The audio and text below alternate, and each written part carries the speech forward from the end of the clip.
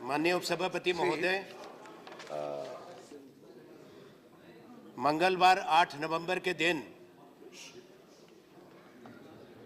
रात्रि 8 बजे के बाद भारत के प्रधानमंत्री श्री नरेंद्र मोदी जी ने एक घोषणा करी, राष्ट्र के नाम संदेश दिया। देश के इतिहास में पहली बार आज़ादी के बाद एक प्रधानमंत्री ने एक बड़ा फैसला राष्ट्र को संदेश के माध्यम से बताया कि सरकार ने निर्णय किया है कि 500 रुपए के और 1000 रुपए के जो करेंसी नोट हैं भारत के अंदर सर्कुलेशन में, उनको सरकार रद्द करती है। उनको लीगल टेंडर मध्य रात्रि के बाद नहीं माना जाएगा। माननीय प्रधानमंत्री जी ने यह भी कहा कि देश में काला धन पर प्रहार करने के लिए, आतंकवाद पर रोक लगाने के लिए यह कदम जरूरी है, क्योंकि ये पैसा आतंकवादी इस्तेमाल करते हैं और भारी मात्रा में नकली पैसा, काउंटरफिट करेंसी सर्कुलेशन में है, जो राष्ट्रीय सुरक्षा के लिए चिंता का विषय है। मैं आरंभ में एक बात स्पष्ट कर देना चाहता हूं कि जहां तक काला धन, अपराध का पैसा, ड्रग मनी, काउंटरफिट मनी का प्रश्न आता है, उसमें इस सदन में दो राय नहीं है, एक मत है। हम काले धन के खिलाफ हैं, हम आतंकवाद के खिलाफ हैं, हम विरोध करते हैं हर उस शक्ति का, हर उस संस्था का जो भारत की करेंसी को नकली बनाती है और उसको इस्तेमाल करते हैं वो लोग जो देश के हित का नुकसान करते हैं। पर प्रश्न ये उठता है माननीय उपसभापति महोदय कि देश के अंदर 16,63,000 करोड़ का करेंसी नोट सर्कुलेशन में था। उसमें से 86.4 500 और 1000 के नोट थे।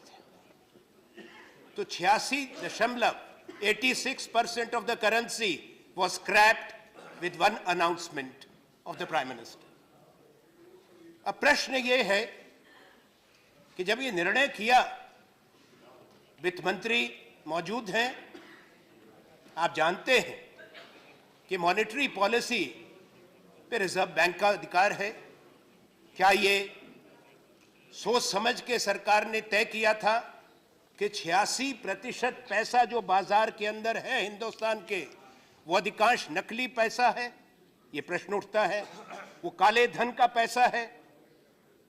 ये बुनियादी सवाल आपसे है, क्योंकि भारत में जो कैश टू जीडीपी रेशो है वो 12 और 14% के बीच में है।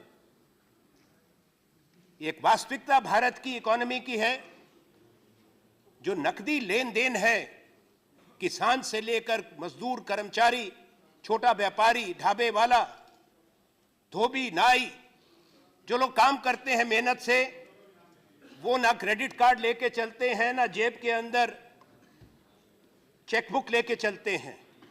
प्रश्न प्रधानमंत्री से है कि क्या उस दिन उन्होंने जो कहा वो इन सब बातों को मद्देनजर रख के ये बात की गई? उपसभापति महोदय, ये बात जानना जरूरी है कि इसी साल भारत की संसद को वित्त राज्य मंत्री ने सूचित किया, वित्त मंत्री से सवाल किया गया था अगस्त महीने में कि कितनी काउंटरफिट करेंसी है, नकली रुपया कितना है। उस पे वित्त मंत्री का जवाब है, मेरे पास उसका उत्तर है। उसमें कुल काउंटरफिट मनी, माननीय आपने कही 0.02% फेक इंडियन करेंसी नोट्स, ये सरकार का है। तो अगर 0.02 सरकार ने स्वयं माना कि नकली करेंसी है, उसको आधार बनाकर यकायक 86% को निकाल दो और देश में एक अघोषित एक ऐसी आपात स्थिति पैदा कर दो कि हिंदुस्तान के नागरिक देश में, गांव में, कस्बों में परेशानी में पड़ जाएं। हम ये सोचते हैं कि सरकार ने हर पहलू को मद्देनजर रख के ये फैसला किया होगा। इसलिए यह पूछना जरूरी है कि पहले काले धन की परिभाषा क्या है। उपसभापति महोदय, वित्त मंत्री इस पे प्रकाश डालेंगे, सदन में पूर्व वित्त मंत्री भी हैं।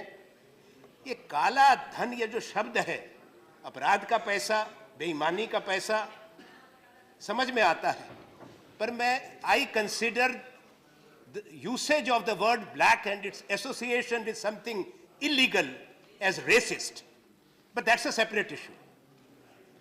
Now, because from where does it come? You say crime money, illegal money, proceeds of crime, tax evasion. खैर वो वित्त मंत्री बताएंगे, ये पहले से चल रहा है, इन्होंने ये शब्द नहीं बनाया, इसलिए मैं आप पे कोई छीटाकशी नहीं कर रहा हूं, तो पहले से भी यही कहते थे। पर ये प्रश्न है, इस पे हमको चर्चा करनी चाहिए कि क्या ये उचित है या कोई और शब्द इसके लिए बनाया जाए।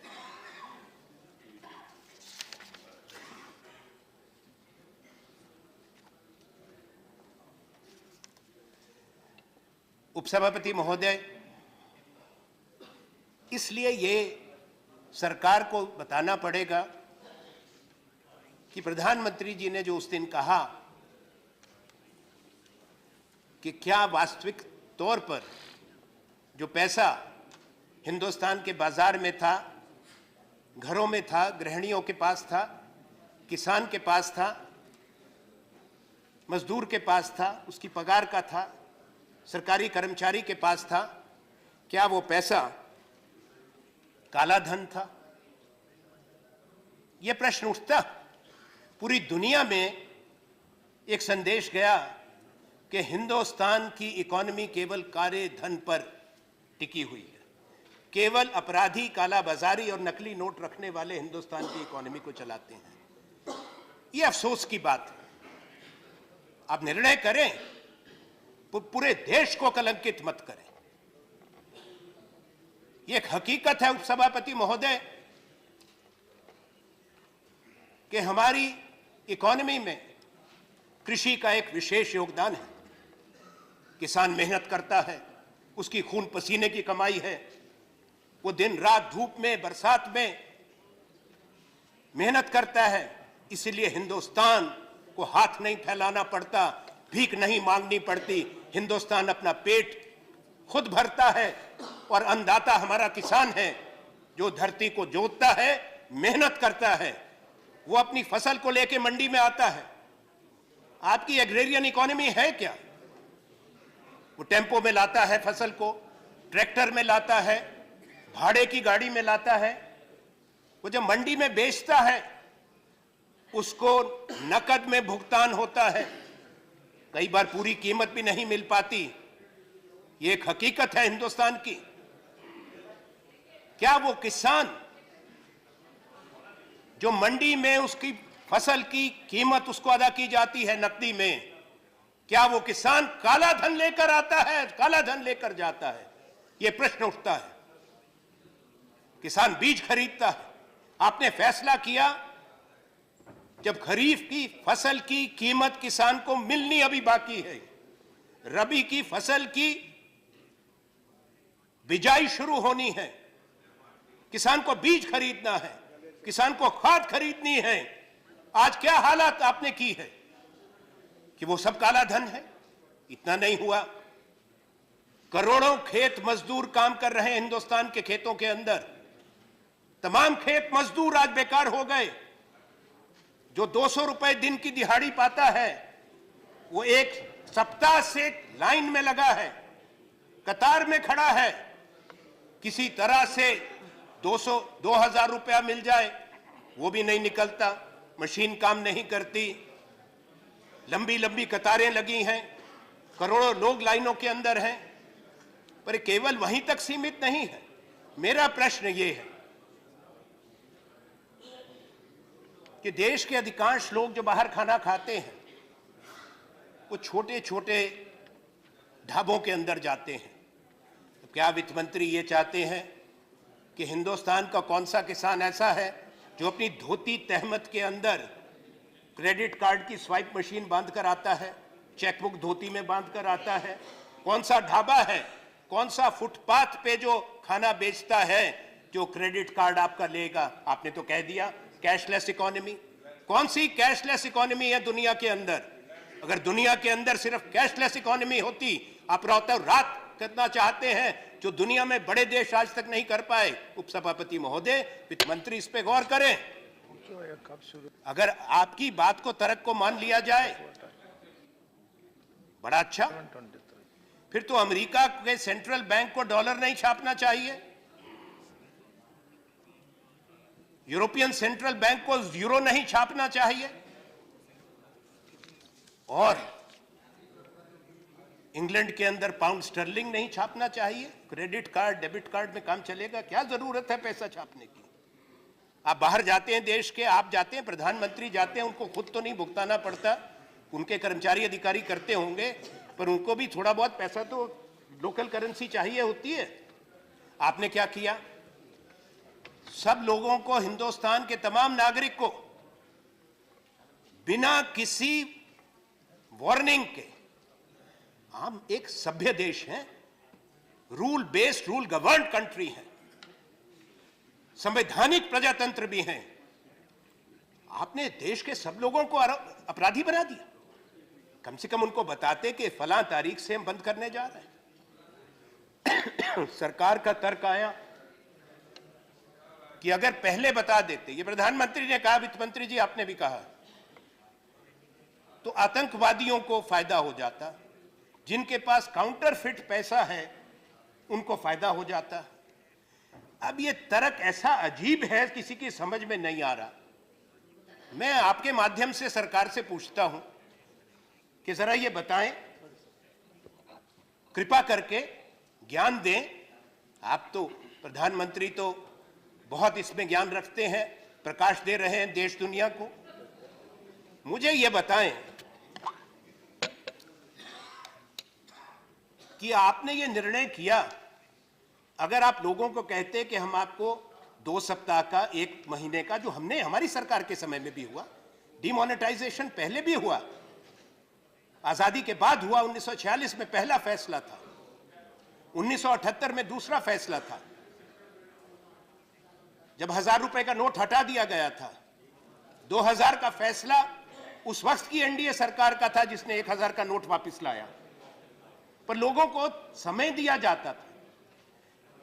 मेरा प्रश्न यह है, आपके माध्यम से पूरे सदन और देश देखें, क्योंकि अभी तक सिर्फ सरकार और प्रधानमंत्री का प्रवचन सुन रहे हैं, सब चैनल वही दिखाते हैं, कि कौन सा आतंकवादी बोरी भरकर रिजर्व बैंक और स्टेट बैंक के पास जाता कि मेरा काउंटरफिट मनी बदल दो? आपने कैसा तर्क दे दिया? अरे वही जाता जिसकी जेब में लीगल पैसा है, मेहनत का पैसा है, जिस पे वो टैक्स देगा। और आपने उसके बाद क्या किया? आपने उस पर सीमा लगा दी, दरियादिली करी कि जो विदेशी सैलानी देश के अंदर आए हैं, लाखों, मेरा व्यक्तिगत भी अनुभव है, और कोई ऐसे भी लोग हैं जिनको वित्त मंत्री भी जानते हैं, बहुत बड़े ज्यूरिस्ट हैं हिंदुस्तान के बाहर के, जो उस रात होटल का बिल नहीं दे पा रहे थे, उन्होंने अपना पैसा एक्सचेंज कर लिया था। सरकार ने 12 बजे पाबंदी लगा दी कि जो बाहर के विदेशी नागरिक हैं वो भी केवल 6000 रुपया ले जा सकते हैं।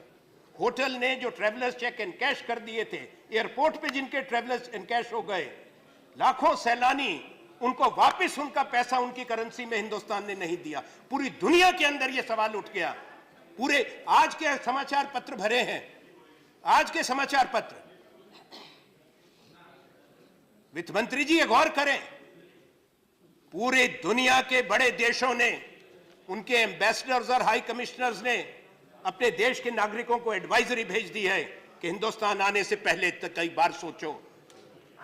आज के अखबार भरे पड़े हैं, ये पूरी दुनिया में आपने मैसेज दिया, एक संदेश कि ये देश पूरा काला बाजारियों का देश है। 86% पैसा काला बाजार और अपराध का पैसा है। दूसरा, तुम आप यहां पे आओगे टूरिस्ट के रूप में, होटल में ठहरोगे, हम आपका पैसा ले लेंगे, आपको ही वापस नहीं देंगे, क्योंकि आपने तो चेंज कर लिया, हम तो आपको 6,000 रुपया देंगे। फिर आपने और किया, बड़ी दरियादिली करी माननीय प्रधानमंत्री ने हिंदुस्तान के लोगों पे, कहा आप पैसा निकाल सकते हो 11 तारीख तक, अब उसको बढ़ाते जा रहे हैं, कतार बढ़ती जा रही है, म्याद बढ़ती जा रही है। तो क्या कहा आपने, 4,000 रुपया आप जाके बदल लो। धन्यवाद। ऐसे दरियादिल वजीर आजम, वो बहादुर शाह जफर के बारे में एक शेर था कि उम्र दराज मांग कर लाए थे 4 दिन, 2 आरजू में निकल गए 2 इंतजार में। अब तो ये है कमा कर लाए थे 4, 2 कमाने में निकल गए, 2 बदलने में निकल गए, 2 कतार में निकल गए, 2 बदलने में लग गए, 2 कमाने में, 2 बदलने में, 2 दिन कमाओ और 2 दिन में बदलो। एक ऐसी नई आपने ऐसा एक हालात पैदा किए, बड़ा एहसान किया कि हर व्यक्ति को यह कहा कि तुम आओ, हम बड़े न्यायोचित निर्णय करते हैं, आप 4,000 रुपया निकाल लो। साथ में बैंक का खाता है, हम सबका खाता है, गरीब का भी खाता है, कर्मचारी का बैंक का अकाउंट है, बचत खाते हैं, छोटे व्यापारी का खाता है, करोड़ों खाते हैं। आपकी तो ढोलक की जनधन योजना की है, पर अगर आप खुद कहते हो कि उनकी जांच करेंगे, आप खुद ही मान रहे हो कि वो 0 बैलेंस के अकाउंट थे, रोज सरकार कहती है आप जांच करेंगे, उसमें पैसा आया तो सरकार कार्रवाई करेगी, तो काहे खोलवाए थे।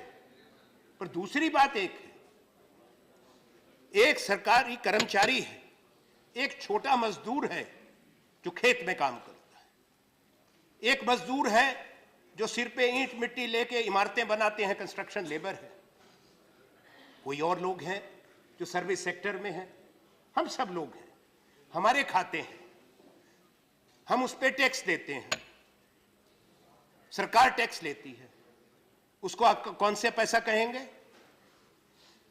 कौन सा अधिकार प्रधानमंत्री और आपका है कि बैंक में जमा खातों पे पैसा निकालने पर आप पाबंदी लगाएं? यह अधिकार किस कानून ने आपको दिया है? किस संविधान ने आपको यह कानून दिया है? यह कैसा देश आप बना रहे हैं कि पैसा हमारा हो और आपसे भीख मांगे कि हमको अपने अकाउंट से अपना पैसा निकालने दो? इसको आप न्याय कहते हैं? इसको काले धन से लड़ाई कहते हैं? आपने आर्थिक अराजकता भारतवर्ष में लाई है। आपने हिंदुस्तान की जो अर्थव्यवस्था है, जो नकदी भुगतान पे चलती थी, आपने उसकी रीढ़ की हड्डी तोड़ी है। आने वाला वक्त आपको बताएगा। काले धन से लड़ाई के तरीके हैं। आप पढ़े 1978 में आरबीआई के गवर्नर थे आईजी पटेल, उन्होंने क्या लिखा था? पटेल ही थे वित्त मंत्री, सरकार का फैसला था, आरबीआई के गवर्नर को कहा गया, क्या कहा गया कि सरकार 1,000, 5,000 और 10,000 का नोट डिमोनेटाइज करेगी। उस वक्त ऑर्डिनेंस आया था। आप तो कोई ऑर्डिनेंस नहीं लाए, आज तो नादिर शाही है, फैसला हो गया, घोषणा हो गई, अमल करो। पर उस वक्त के गवर्नर ने लिखा था, वित्त मंत्री जी, और मैं उपसभापति महोदय आपके माध्यम से सदन और देश को बताना चाहता हूं, उन्होंने फाइल पर लिखा आरबीआई के गवर्नर ने कि यह फैसला सही फैसला नहीं होगा। उसका कारण उन्होंने बताया। कारण यह बताया कि ये जो पैसा है, अगर आप सोचते हैं कि अपराध का पैसा है, या जिसको आप काला धन कहते हैं, इल गॉटन मनी कहते हैं, that would be lying in the pockets or in the almirahs or suitcases of the people, that is wrong. And it would be absurd to think that. I'm repeating his words. Because that money would have been invested in real estate, in bullion, that is gold, in securities, or in foreign exchange, or would have gone out of the country. This is IG Patel's note. Later on, the then finance minister 1 year later realized, when there was a gold crisis and Morarji Desai's government had to start releasing gold held by the Reserve Bank. Is this a fact or not? प्रश्न ये है कि आपने तो फैसला किया। दो बात, अगर मैं सही कहूं कि आपने सब बिना डॉक्टरी के सब सर्जन बन गए, हर चीज पे सर्जिकल स्ट्राइक है, हम भी थोड़ी सी कर लेते हैं, हर चीज पे सर्जिकल स्ट्राइक हो। पाकिस्तान को घर पे घुस के मार दिया, जरूर बदला लो। काले धन पे सर्जिकल स्ट्राइक हो गई, गजब की बात है। सारे में यही हो गया, बेचारा हर आदमी का सब सर्जिकल स्ट्राइक हो गई। अब ये क्या सर्जिकल स्ट्राइक हुई? पहले तो प्रश्न ये है कि श्रीमान, आपके पास सूचना है स्विस बैंक में किसका पैसा है, सूची आपके पास है। लाइखनस्टाइन की सूची आपके पास है। 83 देशों के साथ हमारे सब समय में भी समझौता था। HSBC के आपके पास सूची है, आपके पास सूची है because of the information sharing agreement that we have signed. If you are trying to give this impression to the country that India started thinking about fighting money laundering and black money, then Prime Minister is living on a different planet. This had started long back. The former Prime Minister is here, the former Finance Minister is here. And you must acknowledge, your Prime Minister does not have the grace to acknowledge that this started and he's just continuing. तो बताएं देश को कि किसका कौन उस सूची में है। नाम बताएं देश को आज, प्रधानमंत्री, हमारी मांग है उस सूची में सब लोगों को नामजद करो, तो पता लगे उसमें से कितने आपको माला पहनाने वाले हैं। ज्यादा बहुमत उन्हीं का निकलेगा, उनके नाम क्यों नहीं बताते? जारी करिए सूची। काले धन की बात करते हैं, लोगों के, गरीबों के पैसे की बात करते हैं, तो सूची जारी करे सरकार तमाम उन लोगों की जिन्होंने भारत के बैंक से, जहां पे गरीब का, किसान का, मजदूर का, कर्मचारी का पैसा है, 5,000 करोड़ से ज्यादा पैसा कर्जे में लिया है और वापस नहीं किया है, और 50-50 हजार करोड़ के, 80-80 हजार करोड़ के कर्जों को आपने रिस्ट्रक्चर किया है 2 साल के अंदर। ये बताएं कि 2 साल में कितने दसियों हजार करोड़ के आपने कर्जे माफ किए हैं। उन लोगों के नाम बताएं जिनके आपने कर्जे माफ किए।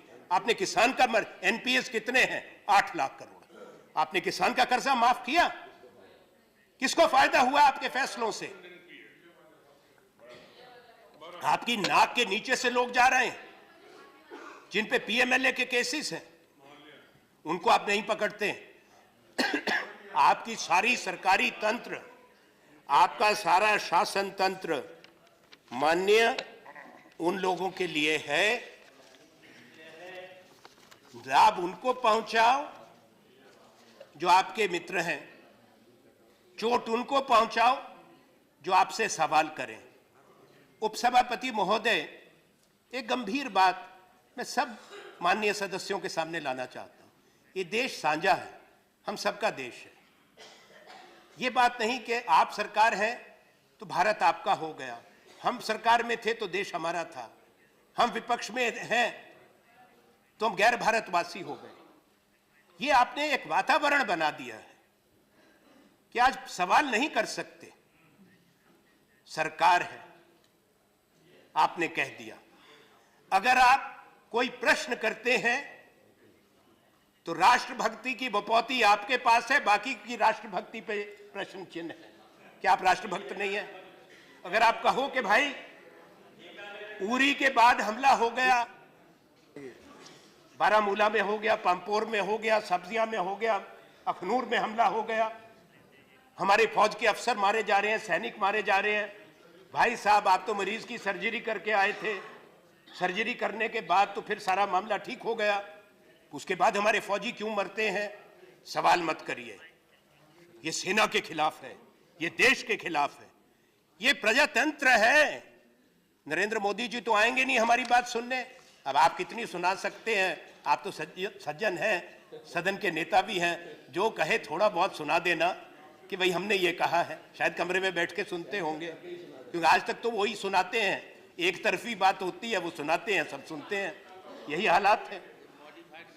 तो आज सवाल ये है, हालात ऐसे पैदा हो चुके हैं कि आपने ये फैसला किया, हम कहें आपने सूचना क्यों नहीं, आतंकवादियों को फायदा होता, आप उनकी मदद की बात करते हो, काला धन वालों को फायदा होता, आप उनकी बात करते हो। तो ये जरा सोच के, थोड़ा संयम से सरकार को, प्रधानमंत्री को गंभीरता से बात करनी चाहिए। प्रधानमंत्री तो बन चुके, अब वो जो बरसों करते रहे, आप लोगों का अधिकार था विपक्ष में, वो भी प्रतिपक्ष में थे। अब 2.5 साल हो गए, आज की तारीख पूरे 2.5 साल मध्यावधि सरकार की आपके चुनाव जीतने की हो गए। 16 नवंबर है आज। अब सारी बात बदल दी। आप काला धन बाहर से वापस क्यों नहीं लाए, आप सवाल नहीं कर सकते।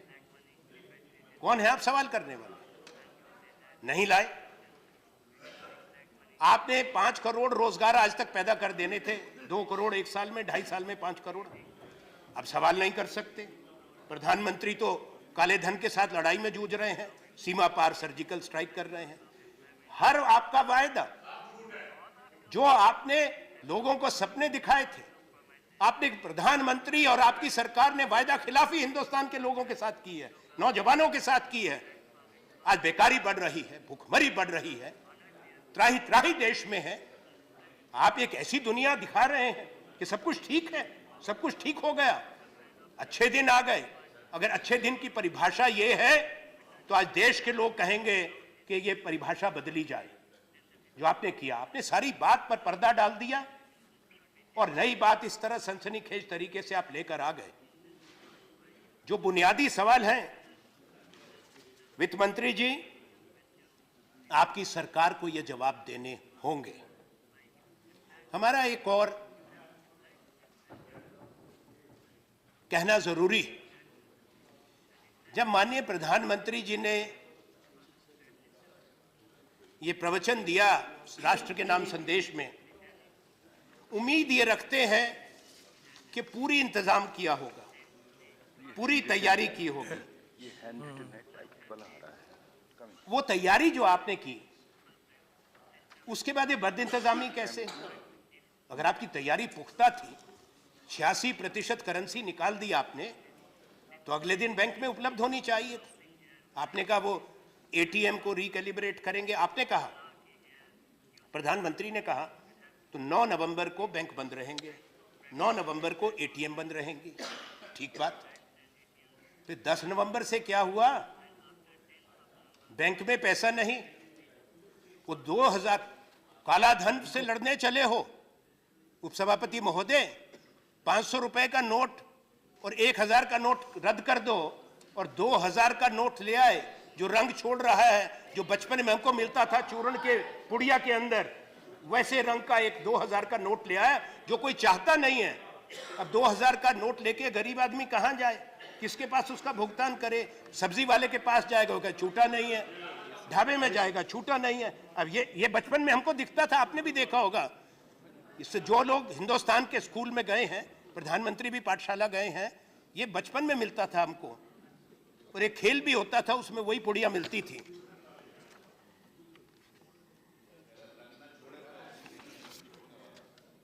कई साथी बता रहे हैं कि कितने लोग आज मर गए लाइन में लगे हुए। खैर मैं वो नहीं, क्योंकि आपकी सरकार संवेदनहीन है। मुझे बड़े दुख के साथ एक बात कहनी पड़ती है, प्रधानमंत्री ने राष्ट्र के नाम एक नहीं अब 5 प्रवचन दे दिए, संदेश।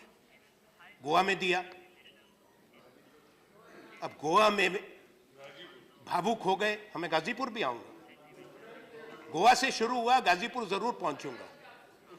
अब गोवा जापान से शुरू हो गए, वहां बुलेट ट्रेन में घूम रहे हैं, यहां कतारें हैं सुबह 3 बजे से।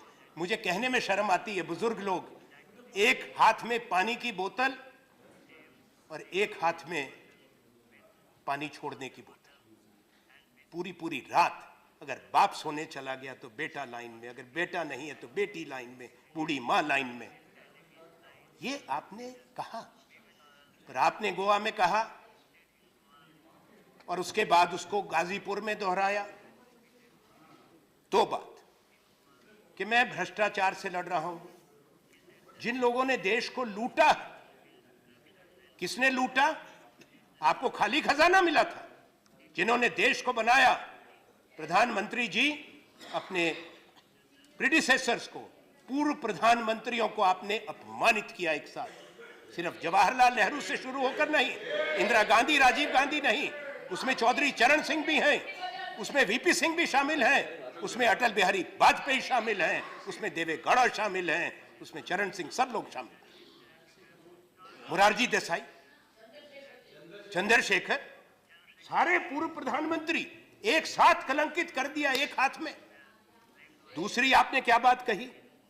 दूसरी बात आपत्ति की बात, और प्रधानमंत्री तो गजब की बात, तो बोलते भी तो हैं क्या कयामत लाते हैं। अब उन्होंने क्या कहा? ताली वाली बजाकर, मैं तो नहीं बजाऊंगा, सदन है, सदन की गरिमा को जानता हूं। उन्होंने क्या कहा गोवा में? उन्होंने कहा, भाइयों बहनों, मैंने तमाम उन लोगों को, आज कौन लोग कतार में खड़े हैं? वो लोग कतार में खड़े हैं जो दो जी के घोटाले में थे, जो कोयले के घोटाले में थे, जो काले धन के व्यापार करते हैं, जो काले धन के प्रतिनिधि हैं। मैं निंदा करता हूं नरेंद्र मोदी प्रधानमंत्री जी की कि आपने हिंदुस्तान का गरीब आदमी जो 5 दिन से 6 दिन से कतार में खड़ा है 2000 रुपए निकालने के लिए, 4000 रुपए बदलाने के लिए, आपने उसको अपराधी कहा, कालाबाजारी कहा, स्कैमर कहा। प्रधानमंत्री को माफी मांगनी चाहिए। आपने कहा, पूरे देश ने सुना, पूरे देश ने सुना, पूरी दुनिया ने सुना। इससे बढ़ के गलत बात नहीं हो सकती। मैं चाहता हूं, आप इनकार नहीं कर सकते, क्योंकि टेलीविजन सिर्फ उन्हीं को दिखाता है। लोगों का सिर दर्द हो गया सुन सुन के। रहम करिए देश पे। जब टेलीविजन खोलो उसके बीच में से नरेंद्र मोदी निकल जाते हैं, ऐसी बात बोलते हैं जो लोगों को हजम नहीं होती है। क्या हो गया देश में? ऐसा प्यार हो गया उनसे। अच्छा सुनिए, बात यहीं तक हो जाती, गाजीपुर पहुंच गए। बड़ी गंभीर बात है और पूरा सदन इसको देखे। प्रधानमंत्री ने कहा कि मेरी जान को खतरा है, मुझे मार देंगे। उन्होंने अपनी छाती वाती भी पीटी। उन्होंने कहा, मैंने सब कुछ त्याग दिया। ऐसा त्याग तपस्वी सब लोग कर लें कि ऐसे वायदे दिखाएं, ऐसे सपने दिखाएं, प्रधानमंत्री बन जाओ, पूरी दुनिया घूमो, दिन में 5 बार पोशाक बदलो और फिर कहो सब त्याग तपस्या हो गई। बड़ा त्याग है। और आपको कौन मारना चाहता है? सरकार ये बयान दे, आज से संसद का शीतकालीन सत्र आरंभ हो गया। अब आप बताओ प्रधानमंत्री जी, गृह मंत्री, कि प्रधानमंत्री ये क्या सूचना सरकार के पास है? कौन सी साजिश है? कौन से संगठन है? कौन से लोग हैं जो भारत के प्रधानमंत्री की हत्या करना चाहते हैं? ये बताना पड़ेगा आपको। हमको ये, क्योंकि देश के प्रधानमंत्री हैं। जब एक बार शपथ हो गई, चुनाव आप जीत गए, हिंदुस्तान के प्रधानमंत्री अगर खुद कहते हैं कि मेरी हत्या हो सकती है, तो कौन लोग मारना चाहते हैं? संसद को बताओ, देश को बताओ, उनके खिलाफ कार्रवाई करो। जो प्रधानमंत्री को हम बर्दाश्त नहीं कर सकते अगर ऐसी कोई साजिश है। पूरा सदन उसकी भर्त्सना करता है अगर प्रधानमंत्री की जान को कोई खतरा है। पर अगर एक भावुकता को आप ग्रहण करके एक भ्रामक प्रचार करो, वो गरीब, वो मजदूर, वो लाचार, वो किसान, उनको कलंकित करने के बाद इस तरह के भावनाओं को भड़काओ, ये न्यायोचित नहीं। और काले धन की लड़ाई यहीं नहीं खत्म हो जाती माननीय। काले धन की लड़ाई अगर आपको लड़नी है, मैं आपसे पूछना चाहता हूं, भारतीय जनता पार्टी पिछले चुनाव के अंदर, मैंने चुनाव में कहा था इसलिए दोहरा रहा हूं, और प्रधानमंत्री जी ने उस वक्त प्रधानमंत्री नहीं थे, अपनी प्रतिक्रिया दी थी। हमने कहा था कि आप कम से कम 15,000 करोड़ रुपया अपने प्रचंड प्रचार तंत्र के लिए इस्तेमाल कर रहे हैं। प्रधानमंत्री जी ने अपना कैंपेन छोड़कर, वो अपना मैच फिक्सिंग होती है, क्रिकेट में होती है, पॉलिटिक्स में भी हो गई, वो आपके ही एक उसकी चैनल पे बैठ के इंटरव्यू दिया और हमको चुनौती दी कि हम साबित करें, आप हमारे पास इतने दिन रह गए हैं, आप साबित करो कि हम इतना पैसा इस्तेमाल कर रहे हैं। उसके बाद एक इंटरनेशनल मनी वॉच ग्रुप की रिपोर्ट आई, जिससे ये मालूम हुआ, और 5 प्रतिनिधि, मैं दूसरे देशों की बात है, नाम नहीं लूंगा, पर उनके राजदूत और हाई कमिश्नर मुझसे मिले, मैं भारत सरकार का वजीर था, उन्होंने कहा मुझसे that you are being very generous to your political opponents. As per this money watch group, जो पैसा इनके पास है वो कम से कम 23-24 हजार करोड़ ये खर्चा कर रहे हैं। वो पैसा कौन सा पैसा आपके पास था? 80-80 जहाज चल रहे हैं, 100-100 हेलीकॉप्टर दौड़ रहे हैं, कोई गंगा में डुबकी लगा के वो पैसा आया था? किसका पैसा था आपका? आप आज जो साधु, तपस्वी, साधु, सन्यासी, त्यागी, तो पैसा किसका था? आप क्या बताना चाहते हैं लोगों को? कहां से आ गया? और आज भी है। प्रधानमंत्री जो गाजीपुर में गए थे, आपने कहा गाजीपुर में, इनका मैं जरूर पहुंचूंगा, वो गाजीपुर की रैली का क्रेडिट कार्ड से पेमेंट हुआ था, चेक से पेमेंट हुआ था? किसने पेमेंट करी?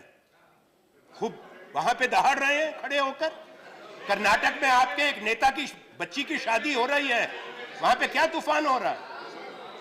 500 करोड़ रुपया शादी में इस्तेमाल हो रहा है। सारे इनके नेता वहां पे जा रहे हैं और काले धन के खिलाफ। गिरफ्तार करो ना उसको, हंस क्यों रहे हो? पकड़ो उसको। 500 करोड़ कहां से आया? सारा दुनिया देख रही है, दुनिया के अखबार उस पे लिख रहे हैं। पर मैं एक गंभीर बात पे आना चाहता हूं और यह आवश्यक है।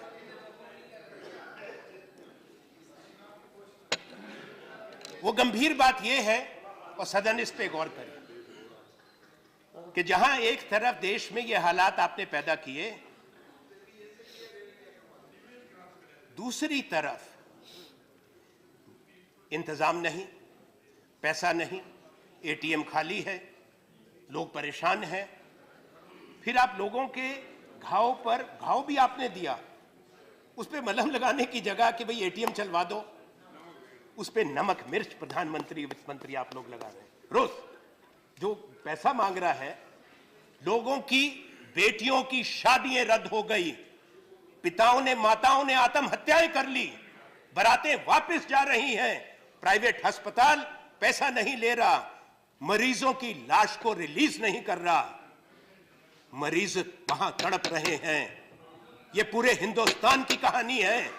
आपको जिसकी बेटी की शादी टूट गई, जिसके बाप ने आत्महत्या कर ली, जो कतार में खड़े होकर मर गए, कोई संवेदन है? आप संवेदनहीनता से काम ले रहे हैं। पर सबसे गंभीर बात यह है, एक तो बद इंतजामी, पर आपने इंतजाम किया, मैं आपको बद इंतजामी नहीं कह सकता, क्योंकि आज स्टेट बैंक ऑफ इंडिया की रिपोर्ट आई है। उस रिपोर्ट में क्या है? उस रिपोर्ट में है कि मार्च महीने से स्टेट बैंक को पता था कि ये 500 और 1000 के नोट वापस होंगे। अगर मार्च महीने से पता था, तो अब स्टेट बैंक क्यों कह रहा है कि अभी रिकैलिब्रेट करने में और 3 हफ्ते 4 हफ्ते लगेंगे? क्यों? तैयारी क्यों नहीं की थी? तो मालूम था। गुजरात के अखबार में छप गया अप्रैल महीने में गुजरात में समाचार पत्रों में छप गया। मैं साथ लाया हूं और सभा पटेल पे रखूंगा। अरे छोड़िए ना, आप सुन लो। देखिए, मैं जो कह रहा हूं सोच के कहता हूं, ऐसे नहीं कहता हूं। मेरे पास सब कागज है।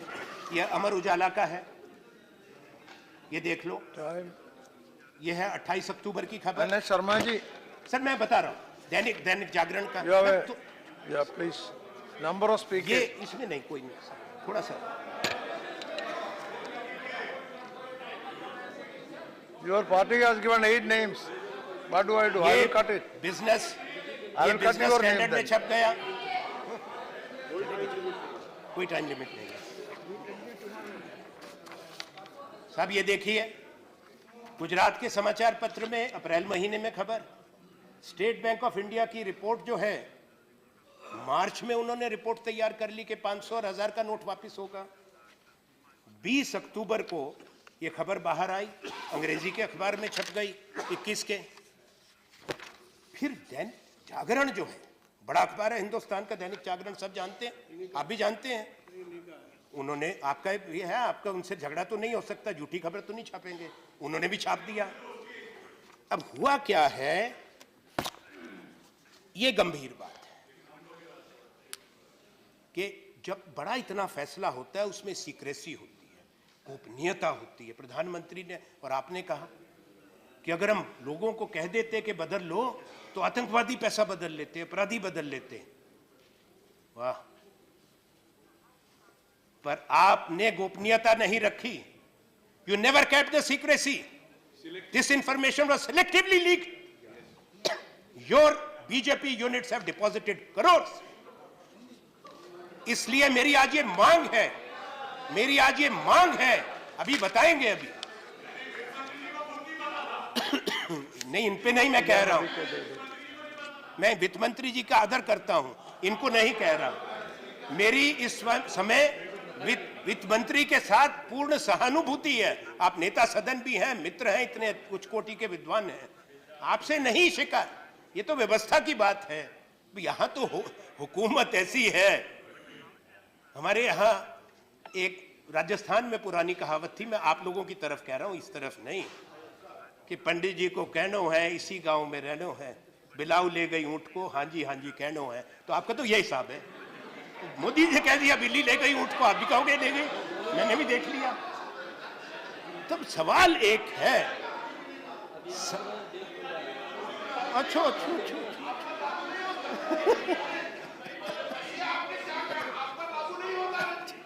नहीं भैया, हम पे कहां लागू होता है, हम तो बोल रहे हैं। तो सवाल ये है, ये सदन तय करे सरकार की जवाबदेही। वित्त मंत्री जी जब आप उत्तर दें, ये जांच होनी चाहिए कि अप्रैल महीने में जब गुजरात में छप गया और आज की तारीख तक, 8 तारीख तक, मध्य रात्रि तक, पर मैं कहता हूं 5 बजे बैंक होने तक, बंद होने तक, कितने लोगों ने 1 करोड़ से ज्यादा का सोना खरीदा। मैं पिछले तारीखें बता रहा हूं आपको, कितने लोगों ने फॉरेन करेंसी खरीदी, कितने लोगों ने बुलियन में इन्वेस्ट किया, और कितना पैसा,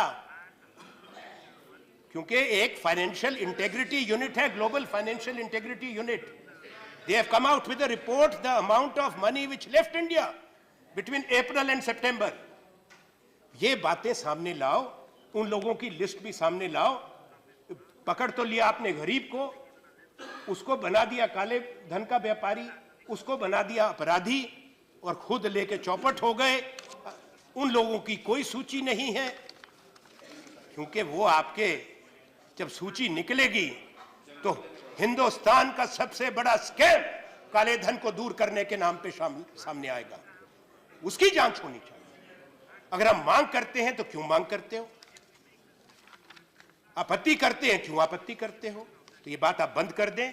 प्रतिपक्ष का एक कर्तव्य है, मैंने आरंभ में कहा, दोहराता हूं अंत में, काले धन के खिलाफ इस देश में कई बार कदम उठाए गए, बड़े कानून लाए गए, सूचना का अधिकार का कानून भी आया, विसल ब्लोअर एक्ट की भी बात हुई, जुडिशियल अकाउंटेबिलिटी बिल की बात हुई, प्रिवेंशन ऑफ करप्शन एक्ट आया, मनी लॉन्ड्रिंग जिसको आप डाइल्यूट करना चाहते हैं, prevention of money laundering act लाया, पहले तो लाया।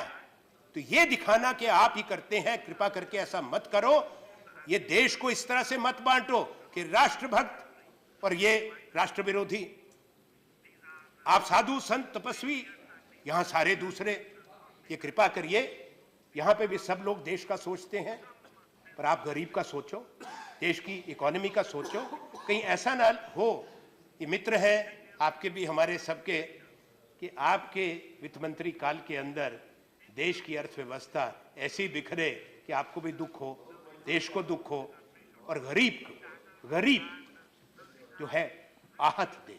मोदी जी को तो हम दीर्घायु की कामना करते हैं, और इस आग्रह के साथ कि वो बता दें कि क्या सूचना उनके पास है, क्योंकि कोई इसको बर्दाश्त नहीं करेगा हिंदुस्तान के प्रधानमंत्री को किसी तरह का कोई संकट हो। धन्यवाद। Thank you. Thank you very much.